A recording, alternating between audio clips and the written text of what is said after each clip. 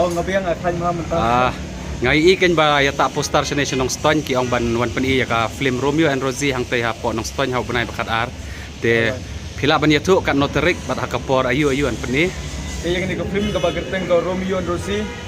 Te sa pani ha hayo ng stoy. Katarik kanlong nyaw tarik, hra tarik, bar khandai tarik kanlong lais ni.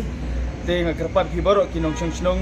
kibron siya katong kathain chong ka nong stoy. Sengomba pinyawan ban saki dalam kecong hikmat yang ni film kapal asymantahi mga kumbuteng shop lang kemat belaju kodi pahe berkunjuk ke aktris pak ni film dari Sherlyn Khongwar te sengomba se pa ya tu ya ka exact location ban pan iya ka film te kacakang ban ni film ka bagateng ko Romeo and Rosie kan debe ha ka make of at hall NRL Persya Capital Pom kapor ban ni film kan long nadu ga kharwai beji nang ta shi beji steng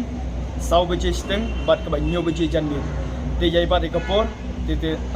da kaliang chonga da kecing skorit nga kepat ibaro ki baju i basutunan ban pet di film kasi singoba wan pet bat ban saki da lang chong kemat ya kan ka film ka bagateng ko Romeo and Rosie ka bala shimata mga bat Sherlyn Khongwar bat kumcur madiang ru idol lang ka film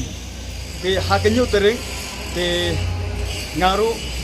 ngandon lang bat kumcur i aktris Sherlyn berkuncur madiang bat kiwi-kiwi ki artis ki badabanta hak ni ke film ka bagateng ko Romeo and Rosie te ingi sa kindo hak nyo tarik kublay shibol